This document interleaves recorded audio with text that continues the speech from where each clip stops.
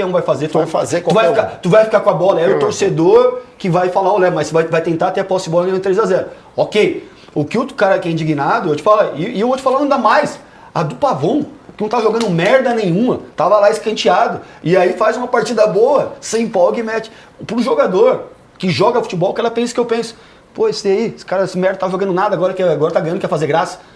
Porque existe, o Luiz sabe, Luiz, existe uma ética profissional. O que eu falo uma coisa pra vocês? Não, e esse lado que o Magrão traz é muito interessante. Olha que eu vou falar uma coisa pra vocês. Interessante, porque é o lado de vocês, de quem teve lá dentro. O que o Magrão falou, os caras falaram muito no lance do Abuzu, né? Eu acho que o do Pavon foi pior que o do Abuzu. Por isso que o cara sabe, pior. Pô, esse cara não tava nem jogando, e agora tá fazendo... Tava sem marcação, a bola lá atrás. A bola lá atrás, aí pega, levanta, domina, perde a torcida. Mas é que eu acho que o Pavon foi desnecessário. O Abuzu também foi, mas a do Pavon foi pior do que o Abuzu. Tu não faria isso. Tu não faria isso. Nunca. Não, e o Amuzo ainda... Você ia pra dentro e dá pra fazer o gol. O Amuzo ainda tentou um cruzamento, né? Por mais que... Mano, que não foi cruzamento. Não, foi Calma. uma tentativa de passe que a gente já viu. Só que errou. Mas a do Pavon eu entendo mais. Ele tirou uma onda. Aqui foi um atacante. Ele tirou uma ondinha. Ele foi tirar uma onda. Não, mas é que eu digo que não foi ficar com a bola parado ali, ou como o Soteldo de pisar em cima da bola, que aí tu não produz nada mesmo. Ali foi uma tentativa de passe. Mas não foi uma tirada de onda mas a do Pavon do claro, foi uma tirada de ondinha que... A do Pavon eu entendo um pouco mais, porque assim... Jogou a torcida. Imagina o Pavon, sei lá, 3, 4 jogos atrás, ele era vaiado pela torcida. Ele não tinha moral nenhuma com a torcida. No mínimo espaço que ele tá tentando se recuperar, ele quer agora também crescer com a torcida. Assim, fazendo jogando, não é ser jogando. Não, mas ele tava jogando bem, e aí, claro que o torcedor vai comprar o jogo na arena. Torcida do Grêmio já feliz. Ele tava sendo vaiado até 3 jogos atrás. Mas esse foi o erro. Agora ele faz uma graça, o torcedor na hora, ele vai adorar o Pavon. Esse foi o erro. O jogador em campo não pode entrar nessa gravação. Foi desnecessário. Justamente por ter o jogo na volta. Por exemplo, quando quando você vai jogar um jogo, o Luiz pode falar, quando tu vai pegar um jogo pesado desse, tu sabe quem é do outro lado. E tu sabe o peso de cada jogador.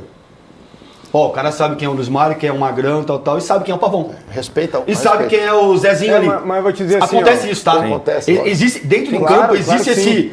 Mas tipo assim, quem é o Arthur, tem tudo isso. Eu vou falar o português claro aqui, Bruno. Vou falar o português claro, tá? Vamos... Sem deixar nas entrelinhas e tudo mais. O Amuzo e o Pavon estão marcados pelos jogadores do Inter. Então, estão marcados, vamos falar o português claro. Eu acho porque que esse pelo é o que eles ponto. fizeram na arena. É que olha só, eu não estou dizendo aqui, para deixar bem claro pelo menos a minha posição, eu não estou dizendo aqui que os jogadores do Grêmio não devem provocar porque eles precisam respeitar o rival. Não. Isso aí eu não concordo. Claro que precisa ter um limite do respeito. Agora, tudo que é dentro de campo, vou dar uma chaleira, vou fazer um balãozinho, não faz porque tu tem que respeitar o rival. Não, nesse ponto não tem que respeitar o rival, é teu rival. É teu rival. Então eu não tô preocupado com isso, até porque o Alan Patrick colocou a língua lá e depois ele tem que aguentar também a zoeira. Então não é esse o ponto que eu coloco. O ponto que eu coloco é que o Grêmio pode ter um prejuízo com isso porque indigna os jogadores adversários. Talvez o Inter entrasse um pouquinho mais leve no jogo e vai entrar mais indignado do que já entraria justamente por isso, com alguns jogadores em específico, como esses exemplos dados aqui do Pavon e do Amuzo. Agora, se esses jogadores estão preparados, não tem problema, eu vou sustentar, eu vou lá e se eu tiver que fazer de novo, vou fazer. Bom, então tá, que sustentem. Agora, que eles deixaram os jogadores do Inter mais indignados do que o normal, eles deixaram. Então, esse é o ponto pra mim, e não não faz a zoeira porque tem que respeitar o rival. Isso aí eu não concordo. Muito bem, Fábio tá aqui, 0800... Gamba, dá uma retrancada. A retrancada é perigoso também. É que eu te falo, tu te retranca muito, tu fica em cima do resultado. Isso é muito perigoso. O Grêmio tem que ter uma postura de atacar o Inter, até porque a gente sabe que o Inter defensivamente às vezes tem situações falhas. Então o Grêmio precisa atacar o Internacional. O Grêmio tem que ser um time que não pode, é a frase gaúcha, né? Se acadelar, né? Que o gaúcho sempre gosta. Então o Grêmio tem que jogar, porque o Grêmio tem time também para ganhar do Internacional no Beira-Rio. É mais difícil? É mais difícil, mas tem time.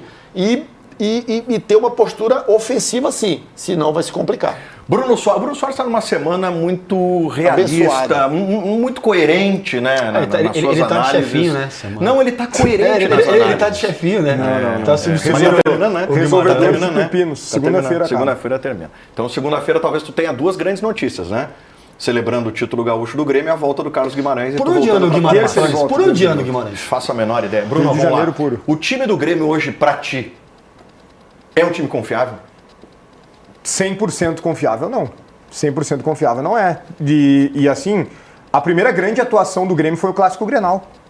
O Grêmio produziu bem contra o Atlético Mineiro, em várias partes do jogo sim, mas o Atlético Mineiro com um jogador a menos, eu preciso pontuar isso para ser honesto na análise. Eu não gostei do Grêmio contra o Atlético Mineiro. Teve problemas. Fiquei preocupadíssimo. Teve muito volume, né, Luiz? Mas teve muito volume porque o Galo teve um jogador a menos também. Perfeito, é isso aí. E claro que ali não tinha o Arthur. Eu ainda acho que o Arthur é o grande jogador do time do Grêmio. Mesmo quando dizia, o Arthur não é o mesmo do ano passado. Acho que não por culpa dele, acho que muito mais por uma questão de sistema, de característica de jogo, mas o Arthur sempre foi o melhor jogador. Sempre foi o mais importante. Faz falta, né, Bruno? Sempre. Quando não tá, faz muita falta. Quando ele tá, o Grêmio tem a bola, quando ele tá, ele dá ritmo, ele sabe o momento certo das ações. Então, eu acho que o Grêmio, ele precisa, em termos de qualidade, Gamba, não tem uma grande diferença entre os dois times. Eu também tô Não nessa tem linha. uma grande diferença. O Magrão daqui a pouco pode achar que o Inter é um pouquinho melhor, eu posso achar que o Grêmio é um pouquinho melhor. Não, Então, pior que eu não acho. Mas só tô... Eu acho que o Inter tem muitas falhas defensivas para ser ajustado. Eu acho assim, já Mas tô que tu pegou dizendo esse eu acho o acha, Inter entendeu? mais organizado que o Grêmio, Então, taticamente, tá aí um entendeu? ponto. O Grêmio- Isso aí é um ponto que eu te cravo que é mais Talvez organizado. o Inter seja mais organizado. Eu acho. Eu também achava, É mais organizado. até o Grenal era. Mas depois É teve que perdeu aquela o expulsão, jogador né? também. Perfeito. Aí não E dá. eu falei, o Grêmio foi muito inteligente no Grenal, que o que ele não fez no primeiro tempo com o Atlético Mineiro, com um a mais, ele soube fazer com o Internacional. De adiantar Magro, de pressionar. é que não dá pra dizer só que o Inter se desorganizou pela expulsão. A expulsão, ela é um prejuízo muito grande. Mas acabamos de falar aqui do jogo do Galo. O Galo ficou organizado com a menos. Ficou. O Inter ficou bagunçado Teve- com a teve- menos. teve O dificuldade. Bruno me deu um gancho excelente. Mas tem uma Teve diferença. dificuldade, o Grêmio teve Não, muita eu só quero dificuldade. pegar esse A gancho. diferença é que o Calvin. Grêmio fez gol na hora certa. também. Não, eu ia Contra o dizer Galo que demorou um pouquinho não, mais. eu ia dizer que tem uma diferença das expulsões também, porque contra o Galo foi uma expulsão meio do acaso, assim, de uma entrada mais forte do Natanael, mas não era um lance de gol. Contra o Inter é porque o Grêmio ia fazer o gol. Sim. É que era uma questão tática. O Grêmio é. levou a Eu vantagem. discuto. Não foi uma expulsão assim de um lance isolado no meio de campo, não. Perfeito. É porque senão o Grêmio ia fazer o gol. E há quem entenda e defenda que o Bernabé fez o que tinha que ser feito. O Magrão Não. criticou ele segunda-feira aqui. Lógico que não. Não, Óbvio mas que eu tô não. dizendo, tem gente que entende gente que acha isso. que ele fez o que tinha que fazer. Tem gente que acha. é uma expulsão justificável, porque o Grêmio ia fazer o gol. Agora tem um ponto Jogar no aqui. Grêmio, 60 minutos com um a menos. Isso, era melhor Perfeito. deixar o gol ou Mas até é um uma pouco chance que inteligente, poderia eu ser também Deixa eu te Deixa falar uma eu coisa. falar, Deixa eu te falar uma coisa. Talvez O nem Inter, fosse gol. o Inter centrou muito domingo, segunda, ontem, não sei se hoje, mas centrou muito o assunto na arbitragem. Tu sabe o que pra mim me chamou mais atenção do que a arbitragem? Foi a ausência de postura dos jogadores do Inter após o Inter ter ficado com um jogador a menos. Os jogadores do Inter não brigaram, não se posicionaram. E quando o Magrão trouxe o recorte do gol aqui, que nós detalhamos, a chegada do Noriega, né? Onde o Inter errou no pé de ferro, a estratégia do Carlos Vinícius, aquilo ali para mim é um emblema da ausência de postura.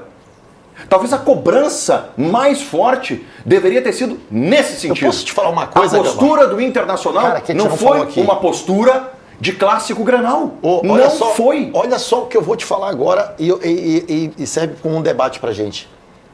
Lembra que a gente falou que o jogo contra o Remo ia ser um jogo desgastante? A gente falou no programa anterior? E foi? Foi muito desgastante. E eu vou te provar que foi desgastante. Tanto pro Inter como pro Remo. O Remo perdeu o clássico. O Paysandu 2-1, tava perdendo de 2-0. E o Remo achou um gol. E o Paysandu foi muito superior. E um amigo meu, lá de Belém, falou assim: Luiz, tu percebeu que o Inter e o Remo estavam desgastados fisicamente por causa do próprio jogo? E aí tu vai com a menos ainda? Cara, e tem muito nexo isso, e a gente não falou Claro esse que ponto. Sim, não. A gente A gente falou não falou antes, esse né? ponto. A gente falou antes. Falamos antes que- tu E lá o- vai com força máxima contra o Remo, tu dosa contra o Remo. E a pro gente Grenal. não tocou nesse assunto, que foi fundamental. Teve um momento do segundo tempo que eu achei que o Pesolano foi mal no Grenal, tá? Falando aqui, quem acha que o Pesolano é o menor dos culpados no Inter, elogiei a ele ter organizado o time do Inter, ele tem que melhorar algumas coisas, o Calvin salientou muito aqui a defesa, acho que o Calvin tem total razão nisso, mas eu achei que no Grenal o Pesolano foi mal. Ele não organizou o time com a menos, porque assim, ó, a gente fica falando, mas o Grêmio tava com a mais, o Grêmio tava com a mais. Eu já vi o Grêmio jogar com a mais várias vezes e tem muita dificuldade. Porque o adversário faz as 2 linhas de 4 ali, se fecha e pra tu furar é muito difícil. E contra o Inter exposto, foi né? uma barbada. Mas sabe por quê? Foi 3-0 que podia ter sido mais. Eu vou concordar, eu concordando com o que o Calvin falou, o que acontece com o Inter é quando ele ataca, ele fica exposto à defesa do Inter. Ela é muito exposta. É muito, o Félix Torres Mas já... não atacasse, entendeu? O Félix Torres Tá com já a menos, lá se fecha. contra o Remo, o Remo não tinha a qualidade para fazer os gols que o Grêmio teve. A gente falou o Remo sobre não isso. teve. A gente falou porque sobre isso. toda hora o Félix salta a marcação como se fosse um volante que não é dele. Ele não fica posicionado. Ele tá sempre correndo para trás. Tinha um zagueiro no Inter que eu não gostava pessoalmente, que era o Cuesta. Todo gol que ele tomava, ele tava no chão, dando carrinho atrasado. Porque ele queria jogar e fica exposto. Você vê, gente, que toda hora, o Félix Torres tá saltando a marcação. E essa bola tá entrando na diagonal dele, nas costas dele. Ele sempre saltando a marcação. E para um time que quer jogar com a linha alta, tem que ter zagueiros postados. Sim. Então, o pessoal que é um modelo de jogo que o zagueiro dele não fica postado, que o zagueiro também quer dar opção de jogo. E aí ele fica exposto. Mas eu vou dizer para vocês assim, cara, Calvin, tem eu outra tenho coisa. muitas dúvidas ainda sobre a estratégia do Luiz Castro. Eu tenho dúvidas de qual vai ser a estratégia dele. Porque ele tem uma vantagem. Sim. E é extremamente significativa. E tem um ponto que... Mas é um Grenal. Tem um ponto Mas é um também que se Grenal. fala, Ele não né, pode só se defender, Fosse né? qualquer outro jogo eliminatório, Ele não pode só se defender. tu tendo uma vantagem de 3-0, gente, seria um consenso nosso aqui que tá liquidado. Só que é um Grenal. E o elemento E o primeiro jogo Grenal, foi 4-2. Tem um anime. Tem mais isso. Tem um Só jogo que foi tem mais 4-2. isso. Só que também Isso pra mim pesa muito. vai passar pela forma que o Inter vai atacar, porque imagina o Inter propondo o jogo, e aí o Grêmio, vendo esses espaços que o Inter deixa, se não corrigir, vai ter espaço de novo para contra-ataque, com Amuso, com TT. Tem uma diferença também do Grenal do 4-2, algumas, né? O Grêmio mudou praticamente toda a defesa. Só ficou o Everton e Marlon. E uma defesa jovem. Porque o lateral direito mudou, né? Virou o Pavon. A dupla de zaga mudou, porque o Noriega deixou de ser zagueiro e passou a ser volante. E acho que melhorou muito o Noriega jogando de camisa 5. Até não era um mau zagueiro.